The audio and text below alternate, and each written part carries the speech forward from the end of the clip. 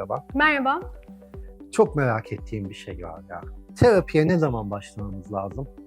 Ne zaman hazır hissederseniz. Terapi böyle bir start çizgisi olan bir şey değil aslına bakılırsa. Ben artık bununla ilgili daha derin bilgi elde etmek istiyorum. Kendimle ilgili bazı şeyleri daha iyi öğrenmek istiyorum. Bunu neden yapıyorum? Ya da bana bu şekilde davranıldığında neden bu şekilde karşılık veriyorum? Anlamak istiyorum dediğiniz noktada başlanacak bir şeydir. Bu tabii kişinin kendiyle ilgili farkındalığının yüksek olmasını gerektiriyor. Bir de bazen öyle olmayan durumlar var. Yani onlar ne mesela? Kendinizi iyi hissetmiyorsunuz. Aslında belki bir patolojik durum devreye girmiş. Kaygı bozukluğu, depresyon ya da diğer patolojiler. O zaman da etraftan duymaya başlarsınız. Ya sen bir yardım mı alsan, acaba bir uzmanla mı görüşsen, bir randevu mu alsan? Böyle cümlelerle de karşılaşabilirsiniz. Bu terapiye başlamak için uygun bir zaman mı? Bu seslere kulak vermek bence önemli. Yani etraftan artık bir şeyin görünür olması demek. Genellikle bu kişiler tarafından redle karşılanıyor. Ben kendi kendime halledebilirim, kendi başıma olur. Bence şu anda ihtiyacım yok gibi bir şey olarak karşılık veriyor olabilirsiniz buna. Ama terapi yan etkili bir tedavi olmadığı için ne olursa olsun, hangi durumda olursanız olun, eğer ona bir kaynak ayırabiliyorsanız terapiye başlamak için uygun zamandır. Ya burada şeyden çekiniyorum ama etrafımdaki insanların bana karşı olan bakışları değişir mi? Böyle biraz sorumluymuş gibi bir damga yer miyim gibi bir korkum var. Evet, biz bu korkuyu aslına bakılırsa yıllar önce mesleğe yeni başladığımız zamanlarda daha çok duyardık.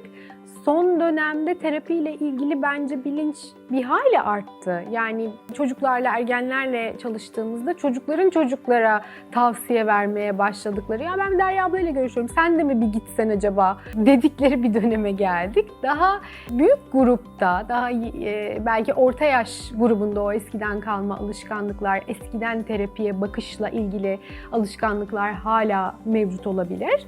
Fakat buralarda da bilinçlenmeyle beraber değişimin olduğunu görüyorum. Çünkü terapi artık hastalıklara müdahale eden bir alan değil, kişinin kişisel gelişim alanlarından bir tanesi.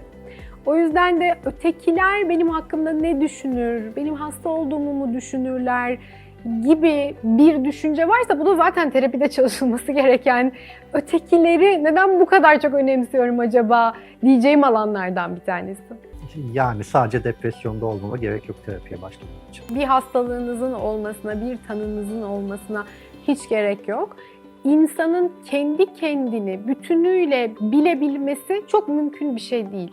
Her zaman bir aynaya ihtiyacımız var. Somut olarak düşündüğünüzde de işte gözüm nasıl, kaşım nasıl, ağzım burnum nasıl görünüyor demek için bir aynaya ihtiyacınız var.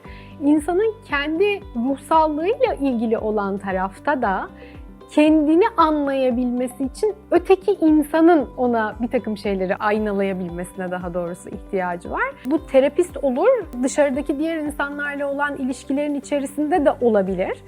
Fakat terapi odasında dışarıda olandan farklı bir şekilde dinlenebilme şansınız var. Çünkü o ikili ilişkilerin içerisinde sizinle ilgili faktörler devreye girdiği kadar karşınızdaki kişiye ait faktörler de devreye girer ve o ayna her zaman tam olarak olduğu gibi göstermez. Ama terapi odasında böyle bir eğitimden geçmiş bir terapistle çalıştığınız zaman o ayna gerçeğe daha yakın ve size kendinizle ilgili meseleleri daha netlikle gösterebilen bir aynaya dönüşür. Başlangıç beni biraz korkutuyor. Doğru terapisti nasıl seçebilirim? Bana uygun olanı nasıl seçebilirim? Evet, ya bu hassas bir konu gerçekten. Karar vermesi çok kolay değil. Ama önce terapisti artık araştırmak çok kolay. Web sitesinde CV'lerini görebilirsiniz terapistlerin. Etrafınızdaki terapiye giden insanlardan bazı isimler duymuş olabilirsiniz. Burada kritik olan şey terapistin eğitimidir. Çünkü bu alan çok fazla işgal edilen bir alan aslına bakılırsa. Yaşadığınız zorluğa göre hangi alanda desteğe ihtiyacınız olduğunu düşünüyorsanız, yani bazen bağımlılıklarla ilgilidir.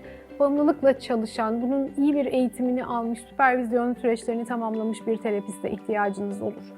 Daha ilişkilerle ilgili bir meseleniz vardır. Daha ilişkilere yönelik çalışan bir terapistle buluşmanızı gerektirebilir.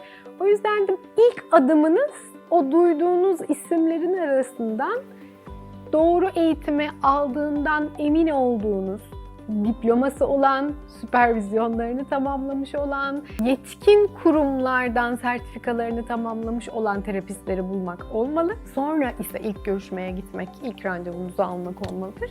Tabii ki o ilk randevularda da her zaman uygun eşleşmeler olmayabilir. Yani bunda hiç anormal bir durum yok. Bu terapistinizin yetersiz olduğu ya da sizinle ilgili bir problem olduğu anlamına gelmez. Diğer tüm ilişkilerde olduğu gibi bazı kişilerle daha hızlı o kontağı kurabiliriz, bazılarıyla birazcık daha zorlanabiliriz. Bunlar da terapinin içinde işlenecek konulardır ya da bir süre sonra değişimi gerektirebilecek adımlar olabilir.